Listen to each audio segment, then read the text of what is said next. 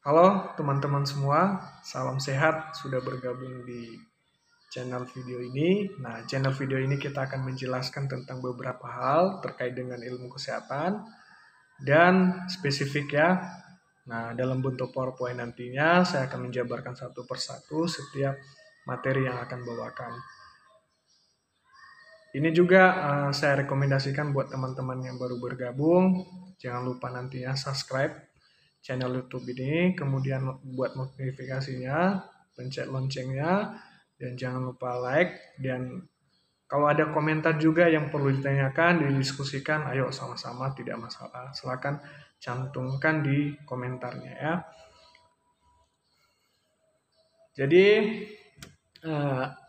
itu aja yang bisa saya jelaskan secara singkat tentang video yang akan kita laksanakan ini. Dan sebelum kita masuk di videonya, perkenalkan dulu, nama saya Syukur Julianto Gule, dan saya sekarang ini aktif sebagai dosen tetap di salah satu institusi, STIKES, Sekolah Tinggi Ilmu Kesehatan di Sumatera Utara, dan saya aktif untuk memulai pembelajaran ini dengan membagikan atau menginformasikan tentang ilmu kesehatan dalam bentuk PowerPoint setiap materi yang saya akan bawakan, baik dalam proses pembelajaran dan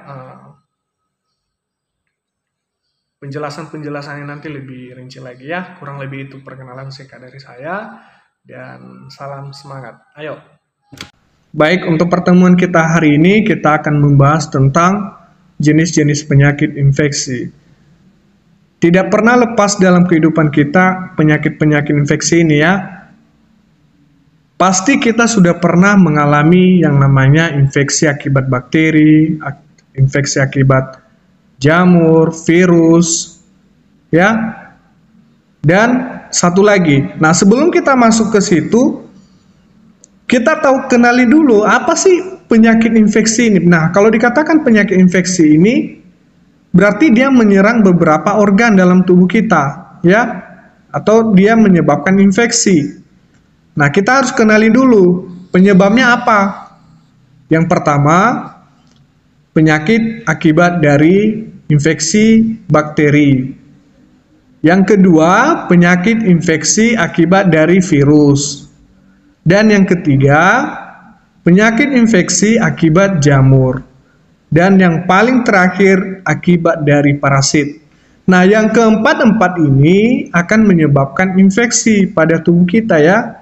Kalau imun kita rendah, kemudian kalau adanya munculnya satu penyakit, nah ini bisa ini ya, bisa memperberat penyakit-penyakit yang sudah kita alami ya. Contohnya kalau dia bakteri ini bisa menyerang paru-paru. Kalau biasanya kalau virus juga bisa menyerang seperti virus corona ya, atau virus yang disebabkan atau disebarkan melalui udara ya, dan melalui benda-benda. Nah, begitu juga jamur ya, bisa menginfeksi kulit dan parasit. Nah, ini kita akan membahas nantinya secara ringkas, secara rinci tentang penyebab infeksi ini. Jadi setelah kita kenali dulu penyakit infeksi ini ada 4, bakteri, virus, jamur, dan parasit. Nah, infeksi ini disebabkan oleh bakteri itu ada beberapa macam ya, ada beberapa pembagian ya. Yang pertama, penyakit yang disebabkan oleh bakteri ini namanya Microbacterium tuberculosis atau bakteri Microbacterium tuberculosis ya. Nah, tuberculosis ini atau bakteri ini akan menyerang paru-paru ya, sehingga bisa menyebabkan nanti TBC ya. Nah, kalau sudah terjadi TBC, penyakit infeksi pada paru-paru, maka mikrobakteri ini akan berkembang dia ya, akan menetap di situ dan akan merusak jaring-jaringan yang ada dalam paru-paru ya. Nah, sehingga memperberat penyakit yang kita alami. Bakteri ini mempunyai ukuran 0,5 sampai dengan 4 mikron. kali 0,3 sampai dengan 0,6 mikron dengan bentuk tipis ya. Nah, bentuk tipisnya lurus dan agak bengkok, ini seperti di gambar ini ya, bisa kalian lihat langsung. Nah, dia juga berbentuk bergranular ya, atau tidak mempunyai selabung, tetapi mempunyai lapisan luar tebal yang terdiri dari lipoid. Nah, penyakit ini juga ditularkan melalui udara ya, atau droplet. Nah, penyakit ini ditularkan melalui udara atau droplet nuklei saat seorang pasien TBC batuk, atau ketika kita lagi di samping pasien yang mengalami TBC, kita lagi berbicara sama dia, lagi dekat sama dia, dia mengeluarkan bersin, atau kita menggunakan benda-benda yang sudah dia gunakan seperti gelas, itu bakterinya bisa menularkan ya. Nah, dan bisa juga terhirup oleh kita. Karena itu bakteri tuberkulosis ini sangat berbahaya ya. Dan ini akan juga menular ya penyakit ini. Jadi itu yang pertama, penyebab infeksi akibat bakteri. Yang kedua, difteria ya. Nah, difteria ini adalah penyakit yang jarang terjadi. Nah, sebelum kita jelaskan, terlebih dahulu kita melihat gambar bentuk dari difteria ini ya. Bisa dilihat ya, ini dalam bentuk mikroskop ya. Penyakit ini jarang terjadi, biasanya menyerang remaja ya, dan orang dewasa. Nah, pasti kita kepingin tahu apa sih penyebabnya. Nah, penyakit ini adalah bakteri Corynebacterium diphtheria ya, atau penyakit ini mempunyai dua bentuk, yaitu pertama tipe respirasi yang disebabkan oleh strain bakteri yang memproduksi toksi atau toksigenetik. Biasanya mengakibatkan gejala berat sampai bisa menyebabkan kita meninggal ya. Itu akibat bakteri difteri ini ya. Nah, sedangkan bentuknya bisa kita lihat tipe Kutandia dan disebabkan oleh strain toksigenetik maupun non-toksigenetik. Nah, umumnya gelangnya ringan ya, dan peradangannya tidak khas. Nah, ini biasanya gejalanya. Nah, ini juga bisa melakukan penularan penyakit melalui udara ya, atau melalui droplet saat penderita karier atau mengalami penyakit ini dan batuk, bersin, dan berbicara. Nah, ini sangat benar-benar harus diwaspadai ya ketika kita melihat seseorang pasien yang mengalami difteri ini, harus kita menggunakan masker. Karena ketika kita berbicara saat dia mengalami penyakit ini, maka bisa menular melalui batuk, kemudian dalam bentuk bersin, dan berbicara ya, karena dia melalui udara. Dan akan tetapi debu juga dan muntahan si penderita juga bisa menjadi media penularan ya. Jadi jangan tutup kemungkinan bisa karena debu dan muatan muntahan pasien itu sendiri ya. Nah, sebagai kita yang sudah mengenal ini sebagai ilmu kesehatan, maka setelah kita mendiagnosa pasien-pasien ini harus memang benar-benar menggunakan masker dan mengatur jarak ya, social distancing ya. Dan kita selalu memberikan pelayanan terbaik kepada pasien itu sesuai dengan haknya ya. Nah, ini yang kedua ya, jenis penyakit infeksi yang disebabkan oleh bakteri. Yang ketiga, penyakit infeksi yang disebabkan oleh bakterinya adalah bakteri Petrus ya. Petrusis ya. Petrusis ini penyakit infeksi saluran pernafasan akut atau tiba-tiba.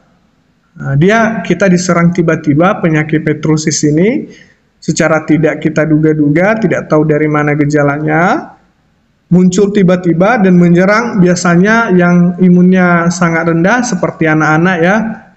Karena imun anak-anak masih belum seperti orang dewasa. Nah, penyakit ini disebabkan oleh bakteri Bordetella atau pertussis atau Haemophilus pertussis ya. Nah, Bordetella ini, pertusit ini termasuk kelompok Cucobacillus ya, atau gram negatif. Dan tidak bergerak dan tidak berspora. Nah, ini bentuknya bisa kalian lihat ya, Bordetella pertussis ini ya. Jadi dalam bentuk gambarnya aja sudah bisa kita lihat, oh jenis bakteri ini, Bordetella pertussis ini begini ya, nah tidak bergerak. Nah, bakteri ini memerlukan media tumbuh seperti media darah ya. Nah, dan gliserin kentang atau bordet gengo ya, yang ditambah penisilin untuk menghambat pertumbuhan organis lainnya ya. Jadi biasanya bakteri ini berukuran panjang 0 sampai 5 mm dan diameternya 0,2 sampai 0,3 ya. Nah, penularannya penyakit ini melalui droplet ya, dan sebagian besar biasanya diserang pada anak-anak dan tidak tertutup kemungkinan untuk bayi, dan tertular oleh saudaranya langsung dan kadang-kadang oleh orang tuanya ya. Jadi ini sangat diperhatikan ya, jenis-jenis bakteri akibat infeksi ini berbagai macam.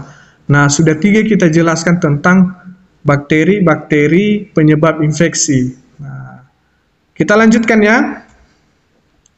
Nah, yang keempat, penyakit infeksi yang disebabkan oleh tetanus neonatorum ya. Nah, tetanus ini, inilah gambarnya ya, bisa kalian lihat jenis penyakit tetanus ini ya. Biasanya penyakit kekakuan otot ya, atau spasmen yang disebabkan oleh ekstoksin ya, tetanospasmin dari organisme penyakit tetanus dan bukan oleh organisme sendiri. Nah, penyakit ini juga disebabkan oleh bakteri Clostridium ya, atau tatani, yang merupakan bakteri gram positif dan berbentuk batang. Nah, dengan spora pada sisi ujungnya sehingga mirip dengan pemukul genderang. Bakteri tetanus bersifat oligat atau anaerob, yaitu berbentuk vegetatif pada lingkungan tanpa oksigen dan rentan terhadap panas, serta disinfektannya desinfektan ya. Jadi ini jenis tetanus ini rentan dengan panas ya, suhu panas dan disinfektan. Nah, biasanya disinfektan yang sering kita gunakan saat ini ya. Nah, sudah 4 yang kalian pahami tentang jenis penyakit infeksi akibat bakteri ini. Nah, perlu kita harus tahu juga bagaimana sih cara penularannya. Nah, penularannya ini dengan cara terjadinya tetanus dan masuk ke dalam tubuh manusia, biasanya melalui luka ya, luka yang pernah terjadi pada tubuh kita, dan karena kurangnya perawatan, karena kurangnya pembersihan luka, maka terjadilah tetanus ya. Biasanya ini melalui luka dan yang dengan suasana anaerob ya, tanpa oksigen. Nah, biasanya luka-luka seperti tertutup ya, dan itu bisa menyebabkan infeksi neonatus ini ya, neonatorum ini ya, atau tetanus. Nah, tanpa oksigen ya, harus kita pahami bahwa bakteri tetanus ini dia berkembang pada luka yang dalam dengan suasana anaerob tanpa oksigen. Biasanya kita terjadi luka akibat dari kecelakaan, jadi sudah sampai ke tulang nih kan.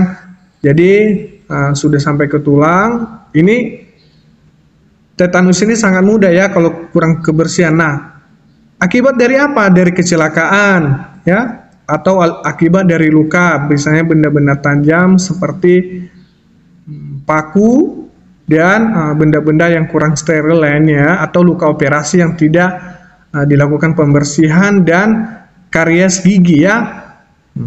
Bisa juga contohnya pemasangan ini ya, behel. Nah, kurangnya kebersihan itu bisa menyebabkan tetanus ya pada gusi ya, karena dibiarkan. Nah, pemotongan tali pusat juga bisa menyebabkan penyakit tetanus ini ya. Jadi sudah 4 kita pahami ya. Yang kelima, demam tifoid ya. bakteri akibat bakteri Salmonella typhi ya. Nah, demam ini bisa disebabkan oleh bakteri ini ya, dan bisa menginfeksi. Nah, demam tifoid ini adalah infeksi akut pada saluran pencernaan dan disebabkan oleh bakteri. Nah, bakterinya Salmonella typhi atau Salmonella dalam bentuk gram negatif dan tidak berkapsul ya. Dan dia mempunyai flagela dan tidak berbentuk spora. Nah, bagaimana cara penularannya? Penyakit ini bisa melalui air ya dan makanan yang kita konsumsi setiap hari.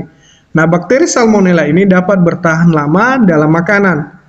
Makanya makanan yang sudah kalian gunakan benar-benar kalian perhatikan ya, harus benar-benar steril karena ini bisa menyebabkan penyakit. Nah, penggunaan air minum secara massal biasanya terjadi pencemaran ya dalam bentuk bakteri dan sering menyebabkan terjadinya KLB ya, kejadian luar biasa. Nah, faktor berupa serangan yang juga berperan dalam penularan penyakit.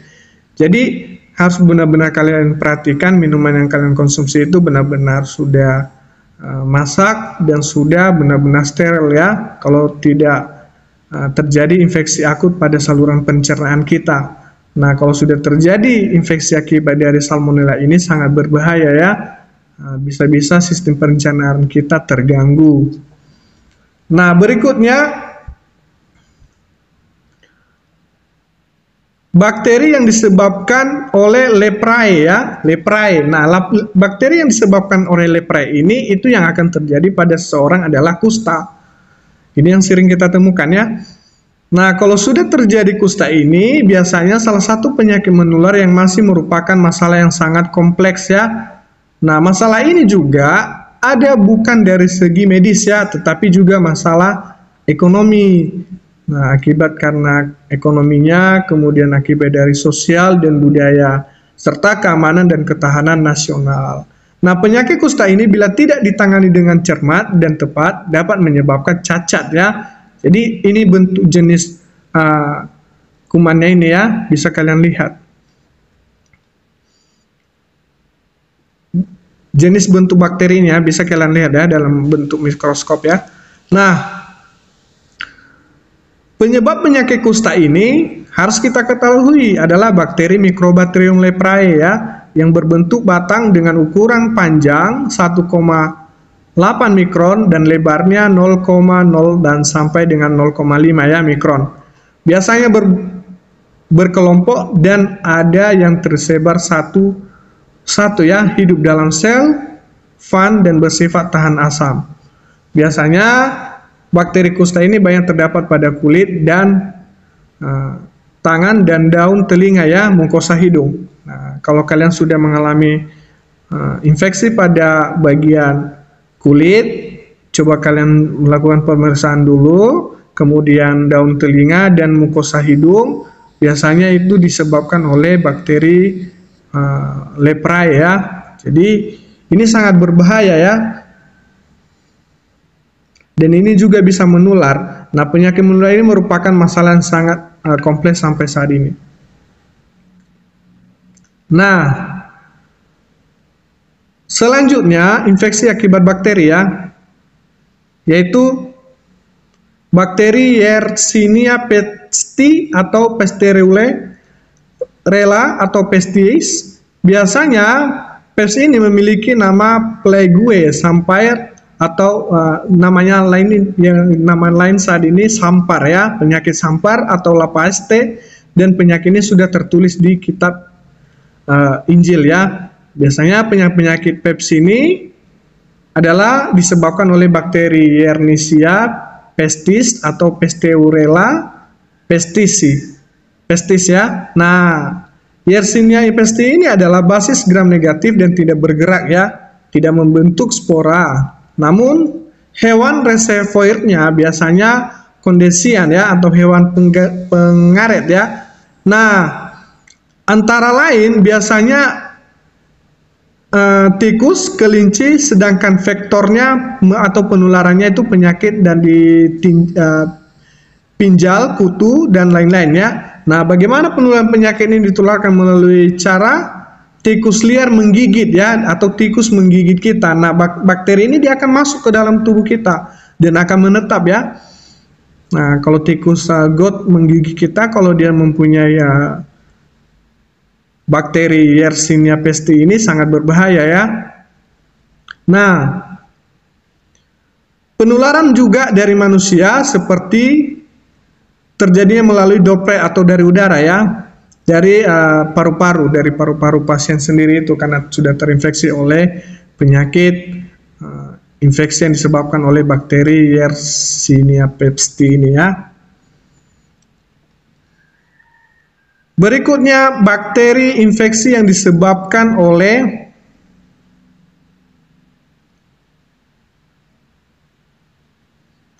Bacillus anthracis ya. Nah, disebut juga maligna atau pustule atau malignat, udem, karbon dan respiratory disensi atau Warsolter ya, atau disensi penyakit antraks. Nah, penyakit disebabkan oleh bakteri ini Bacillus anthracis ini pada bintang ternak dan binatang buas ya, biasanya tertular dari manusia. Nah, Bacillus anthracis ini adalah bakteri gram positif ya, dan tidak biasa bergerak dan berbentuk kapsul ya, bisa kalian lihat bentuknya, dan mampu membentuk spora, dan pembentukan sporanya terjadi pada keadaan anaerob ya, dan sedikit kalsium yaitu di alam terbuka seperti di tanah. Kemudian itu tempat-tempatnya, kemudian di udara, dan bakteri ini mempunyai ukuran 1,2 sampai kali 5 sampai 10 dan berbentuk batang dan ujungnya terbatas tegas dan susunan berderet-deret dan membentuk formasi seperti ruas bambu, dan penularannya juga bisa melalui manusia dan biasanya melalui cara kontak langsung dengan kulit manusia atau lesi ya, atau adanya garis-garis ya. Nah, nanti bakteri ini bisa menular ya. Jadi itu penyebab infeksi lainnya. Nah, sekarang kita akan membahas tentang infeksi yang disebabkan oleh virus. Jadi infeksi yang disebabkan oleh virus ini ada beberapa macam ya. Jadi kita akan mempelajarinya. Nah, infeksi yang disebabkan oleh virus ini bisa menyebabkan cacar air ya. Nah, cacar air ini adalah penyakit yang disebabkan oleh virus yang disebut dengan virus varicella zoster ya. Cacar hanya mengidap manusia sekali dalam seumur hidup. Jadi biasanya ada juga yang umumnya rendah ya. Nah, cacar air ini sudah pernah terjadi pada setiap manusia dan sebagian besar juga masih belum terjadi ya. Nah, disarankan untuk menjaga kekebalan tubuh atau sistem imun kita jaga, karena ini virusnya sangat berbahaya ya, virus varicella zoster ini ya. Jadi ini sudah lama, sudah muncul ya sebelum virus corona, virus COVID ya. Nah, biasanya kalau kekebalan tubuh kita menurun, maka virus ini bisa langsung masuk ya, bisa sembarang dia masuk dan menetap dalam tubuh kita dan menyebabkan gejala ya, cacar air. Nah, gejalanya biasanya demam. Nah, setelah terjadi demam, kita menggigil, suhu tubuh kita meningkat, terjadinya pilek, kemudian badan kita terasa lemah, kemudian letih lesu, dan muncul ruang kemerahan di tubuh ya. Nah, dia akan berisi cairan. Nah, cacar air ini akan sembuh dengan sendirinya dan jangan berusaha untuk memecah. Nah, jangan sekali-sekali kalau sudah terjadi cacar air, jangan pernah pecah, karena itu akan memperberat penyakit dan akan memperluas penyebaran virus ini ya. Dan akan menyebabkan bekas luka ya. Nah, kalau sudah menyebabkan bekas luka dan itu tidak akan sembuh ya secara cepat, bahkan bertahun-tahun. Nah, penderita hendaknya dikarantina agar tidak menularkan orang lain ya. Dan usahakan tetap mandi, terhindar dari kuman dan bakteri yang berkembang biak pada kulit ya. Jadi itu penyebab pertama dari penyakit infeksi akibat virus ya, virus varicella zoster. Yang kedua, virus akibat dari herpes atau herpes simplex. Nah, herpes simplex ini adalah penyakit yang disebabkan oleh virus ini sendiri ya. Herpes simplex ya, atau herpes dapat menyerang kulit, biasanya di bagian mulut dan bagian kelamin ya.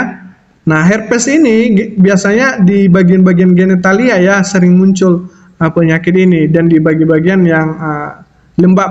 Nah, herpes juga dikenal dengan penyakit radang pada kulit dan ditandai dengan ruang kemerahan dengan gelembung-gelembung berisi air dan mengelompok dia ya, berdempetan. Nah, herpes juga menular melalui kontak langsung, melalui bersin, batuk, pakaian yang terkena cairannya dari herpes. Nah, cara menanganinya, pertama menjaga agar kelembaban tersebut tidak pecah ya, agar tidak menjalar dia, karena dari cairannya itu dia bisa berkembang ya, virus herpes simplex ini ya. Nah,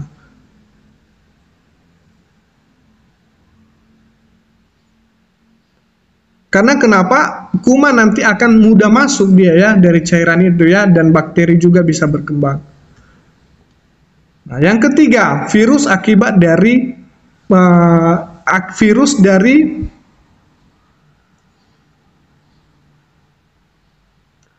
polio ya.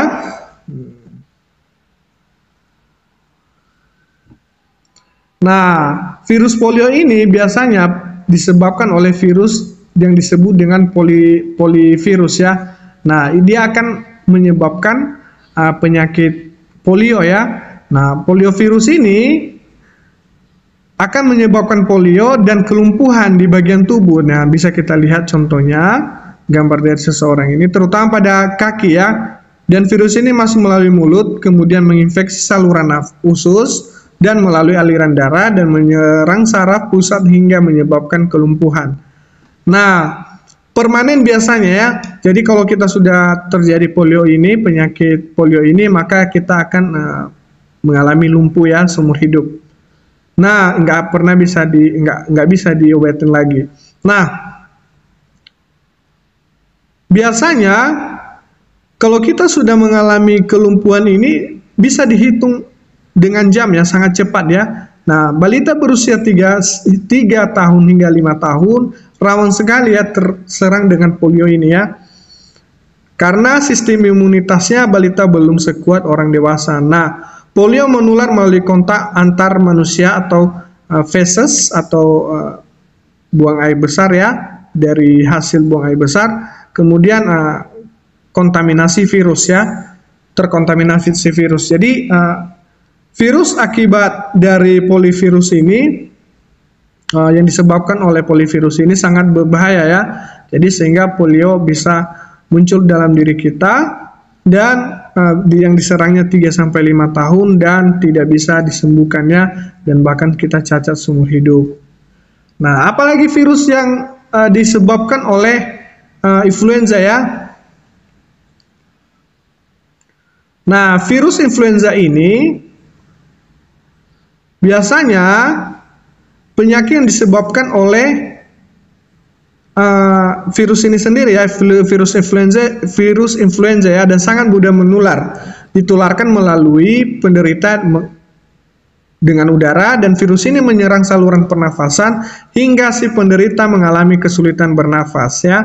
Nah, gejala yang timbul akibat influenza ini biasanya terjadi pilek, demam, pusing, batuk, kering, hingga batuk berdahak ya. Nah, kerongkongan juga akan terasa gatal ya, hidung mempet, kemudian terjadinya meler dan bersin-bersin hingga hidung memerah dan badan terasa pegal-pegal. Nah, ini virus yang disebabkan oleh influenza ya. Berikutnya, virus yang disebabkan oleh Ebola. Nah, bisa kalian lihat gambarnya ya. Ini sangat berbahaya ya, penyakit ini ya. Nah, virus yang disebabkan Ebola. Nah, Ebola ini penyakit yang disebabkan oleh virus Ebola sendiri, dan penyakit ini sangat mengerikan ya, karena tubuh si penderita akan mengalami pendarahan di seluruh tubuh pasien dan gejalanya sangat berbahaya ya. Demam, mual, muntah, diare, dan badan terasa sakit ya. Penyakit Ebola ini dapat paling mematikan, dampaknya paling mematikan dengan kesempatan hidup hanya 0%. Nah, kesempatan hidupnya sangat kecil sekali ya, bahkan tidak ada lagi kesempatan hidupnya. Nah, penderita Ebola ini tidak dapat diselamatkan dan bisa langsung meninggal dalam waktu siklus 6 sampai 20 hari. Jadi sangat cepat ya. Jadi kasus Ebola ini kemarin di Afrika ya. Jadi kasusnya sangat cepat, untung di Indonesia kita belum masuk. Nah, virus ini sangat berbahaya. Kenapa? Jangka waktu siklusnya itu hitungan jam ya, tidak lama ya, 6 sampai 20 hari. Ya, bisa hitungan jam dan bisa hitungan hari. Nah, penularan penyakit ini melalui kontak langsung antara kulit dengan kulit dan belum ditemukan obat dan vaksin untuk penyakit Ebola ini ya. Virus apa berikutnya? Virus hepatitis ya. Nah, terbagi atas berapa? Hepatitis A, B, dan non A dan non B ya.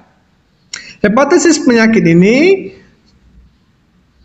dikenal dengan penyakit kuning ya, atau terjadinya pada liver ya, pada hati. Nah, bisa kalian lihat.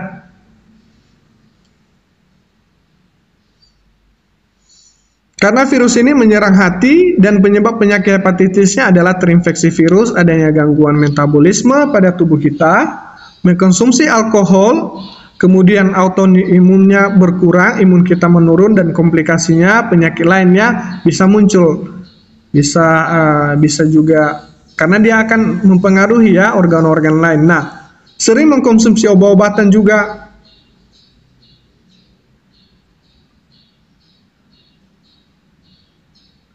Karena kenapa? Karena sering mengkonsumsi obat-obatannya dan itu sangat memperberat tentang kesehatan kita. Nah, virus berikutnya, virus rubeola ya.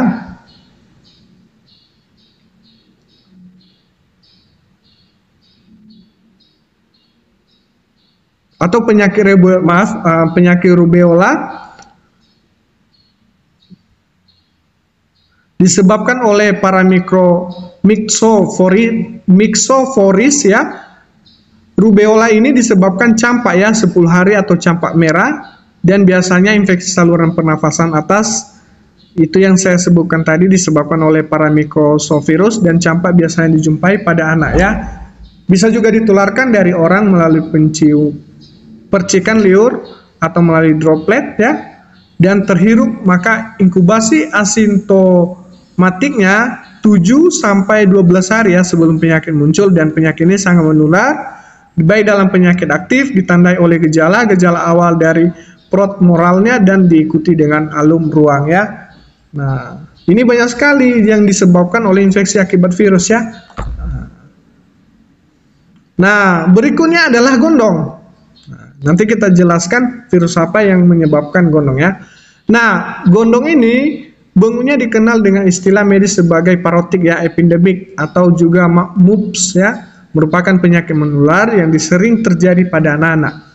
Biasanya remaja di antara umur 5 hingga 15 tahun, namun jarang terjadi pada bayi. Nah, kebanyakan orang terjangkit gondong ini sekali dalam seumur hidup, namun kemungkinan tetap yaitu sekitar 10% ya.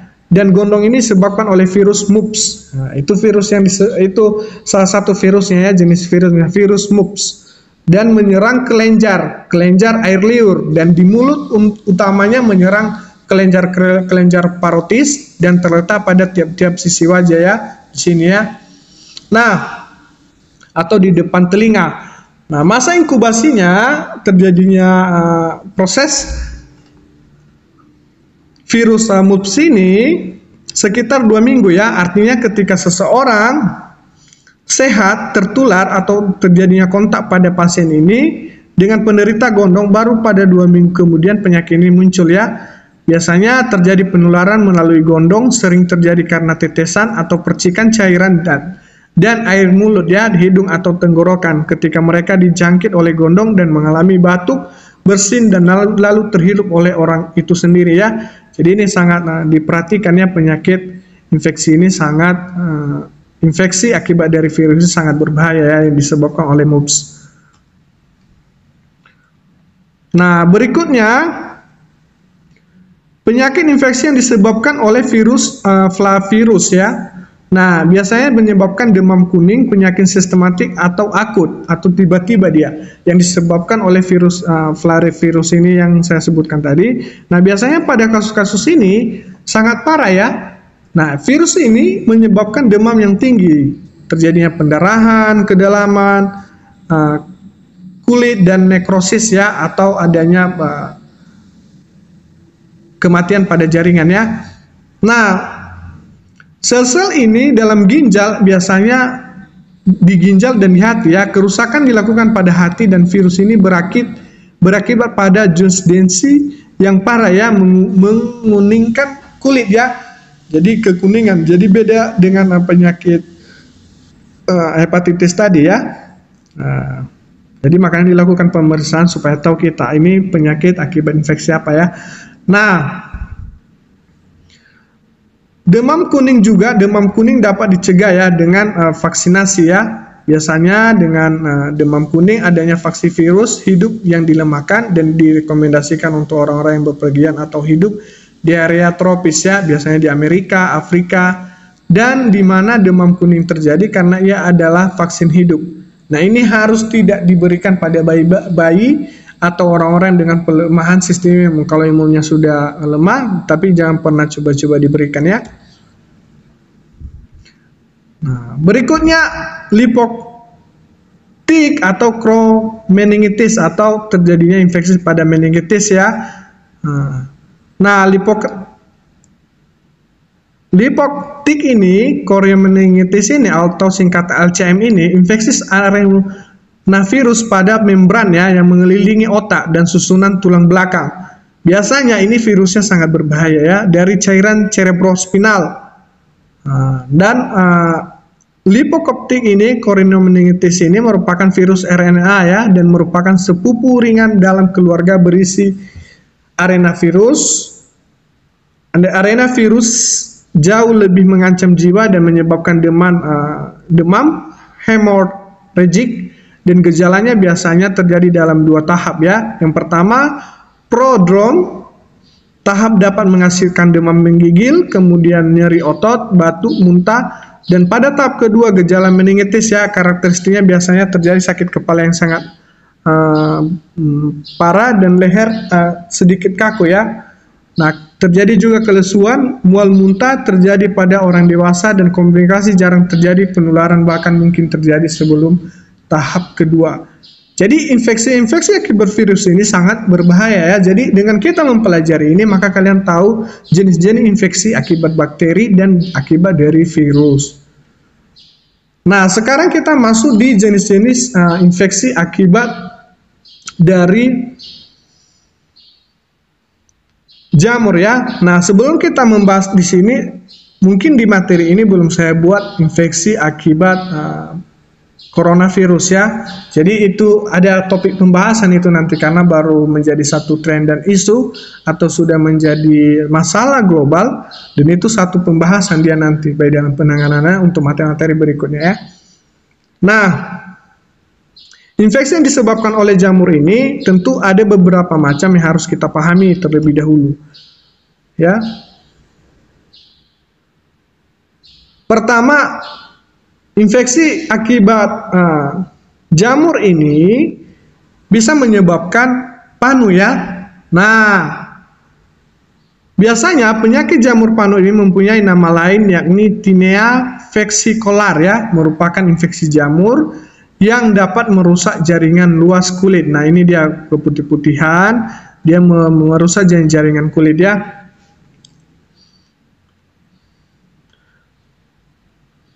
Dan penyakit panu ini sering banyak menyerang pada anak-anak dan remaja. Nah, gejala penyakit jamur ini atau panu ini, tanda-tanda penyakit jamur ini dan panu ini terdapat pada bintik-bintik putih yang terinfeksi oleh jamur dan banyak serta terpisah. Nah, cara mengatasi penyakit jamur ini atau panu di wajah ini atau di tubuh biasanya muncul dengan cara mengoleskan salep ya, atau krim anti jamur yang dapat ditemukan di apotek terdekat dan terdekat sehingga jamur akan dapat diatasi dengan cepat dan tidak menyebar. Nah, kalau dia sudah dibiarkan, penyakit panu ini makin meluas dan akan merusak penampilan kulit kita ya, dan bahkan orang sangat tidak mau mendekati kita ya, atau menggunakan benda-benda yang kita gunakan karena dia bisa menular melalui benda-benda yang kita gunakan seperti kain ya, baju kita, kemudian handuk ya. Nah, berikutnya akibat infeksi jamur ini kurap. Nah, tentu ada pernah terjadi ya pada kita sebagian yang sudah mengalami kurap dalam hidupnya. Nah, penyakit jamur ini yang seperti kurap ini mempunyai nama ilmiah yakni tinea ya. Nah, tinea corposis ya. Nah, itu penyakit jenis jamurnya ya namanya. Merupakan jenis penyakit jamur lain dan pada umumnya infeksi ini tertular melalui sentuhan atau kita bersentuhan dengan teman kita, kemudian terjadinya kontak langsung ataupun tidak secara langsung dengan orang-orang yang telah terinfeksi, pakaian, furnitur, dan terdapat jamur ini atau hewannya. Nah, gejala penyakit ini biasanya penyakit jamur kurap ya, terlihat pada area terinfeksi dan berbentuk lingkaran. Ini bentuknya kemerahan, ada bentuk lingkaran, dan berwarna yang seperti pulau dia ya. Nah, seperti adanya cincin atau bentuk cincin dia ya. Nah, cara mengatasi penyakit jamur ini di kulit atau di tubuh biasanya mengoleskan salep ya, atau anti jamur, hampir sama dengan dengan penyakit panu tadi ya, hampir sama cara pengobatannya dengan mengoleskan anti jamur pada area yang terinfeksi. Apabila kasus ini sudah berat, maka akan diperlukan pengobatan dari dalam dan seperti mengkonsumsi obat atau dilakukan injeksi ya, melalui penyuntikan dan menaikkan daya tahan tubuh ya. Nah,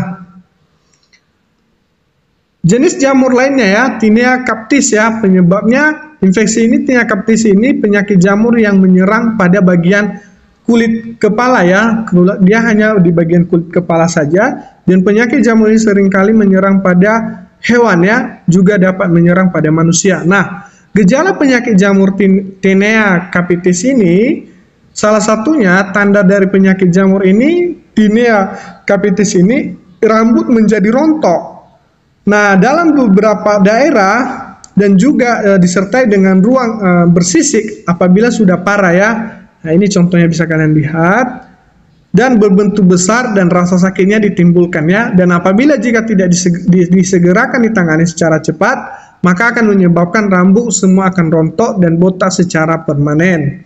Nah, ini penyakit jamur ini sangat berbahaya ya. Infeksinya menginfeksi pada kulit atau pada bagian kepala ya. Nah,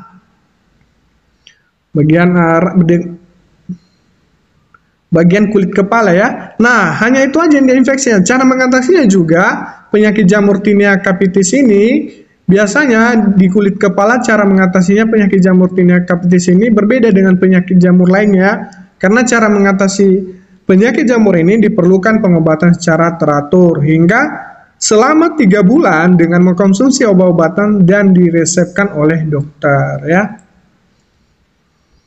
Nah, berikutnya penyakit jamur ini bisa menyebabkan meningitis ya.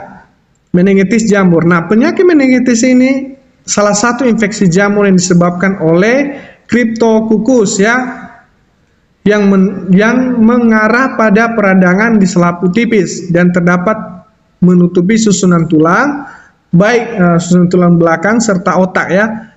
Nah, bisa kalian lihat bentuknya ya. Jadi penyakit ini dapat mengancam jiwa seseorang. Nah, kalau sudah terjadi meningitis pada jamur ini, umumnya mempengaruhi banyak pasien terkena HIV/AIDS ya. Infeksi ini disebabkan dapat diperoleh melalui inhalasi sel-sel jamur di udara dan organisme dan berkembang di dalam tubuh ya, secara sistem dan kekebalan tubuh kita atau sistem imun kita menurun. Nah, gejala penyakit meningitis ini seperti jamur ini, biasanya penyakit ini mempunyai tanda-tanda ya, seperti sakit kepala, kebingungan, dan mengantuk. Nah, cara mengatasinya meningitis ini dengan pengobatan anti jamur ya, yang umumnya diberikan secara intravena yang bisa berlangsung selama berminggu-minggu dan lebih, serta otak diberikan mencegahnya kekambuhan. Nah, jamur kuku juga.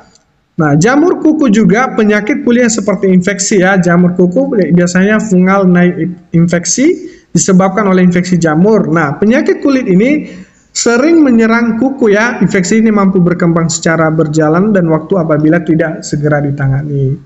Adapun terdapat macam-macam infeksi jamur, seperti setiap macam jamur dibutuhkan perawatan yang berbeda-beda. Nah, infeksi jamur pada kuku ini terjadi karena pertama, sistem kekebalan tubuh kita menurun dan kuku palsu ya, atau kita menggunakan kuku palsu dan memiliki jempol dan jari lembab ya, dan jangan jangka waktu yang sangat lama. Nah, wanita telah lanjut usia biasanya memakai sepatu terlalu kecil ya.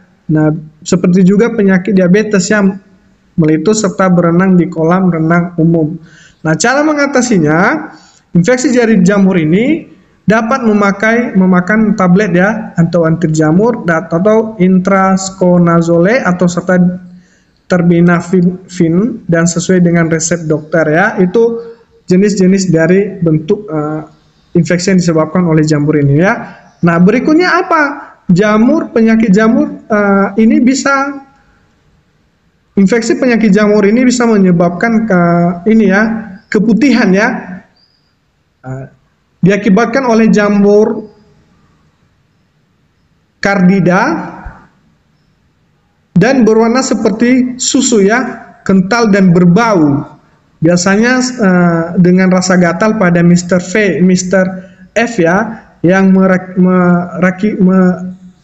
mengakibatkan mulut vagina akan menjadi kemerahan serta meradang. Nah, keputihan ini dapat memicu oleh kehamilan atau daya tahan tubuh lemah ya.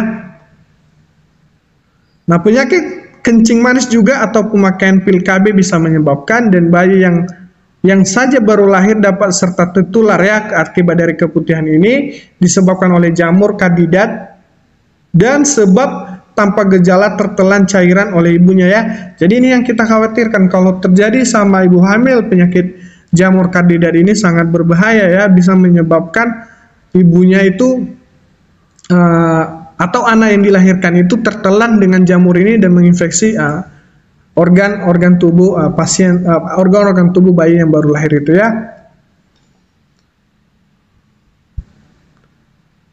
Nah, faktor penyebab infeksi jamur kulit. Pertama,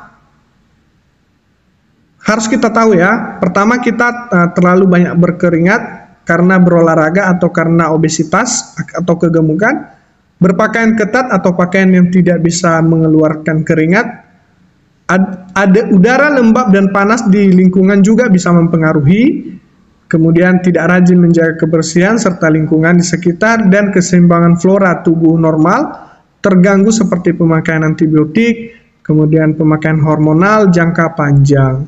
Nah, terutama bisa menyebabkan minor atau friksi, contohnya seperti gesekan pada orang atau kegemukannya. Nah, ini faktor-faktor terjadinya infeksi ini ya, yang diakibatkan oleh jamur. Nah, yang pembahasan yang terakhir ya, yang kita harus pahami, infeksi yang disebabkan oleh parasit. Nah, infeksi yang disebabkan parasit ini ada beberapa macam ya. Pertama, disebabkan oleh malaria ya. Nah, ini biasanya penyakit disebabkan oleh malaria ini, parasit Protozoa ini seperti Plasmodium yang ditularkan melalui gigitan nyamuk atau Anopheles, betina atau infeksi ya. Nah, bisa kalian lihat gambarnya.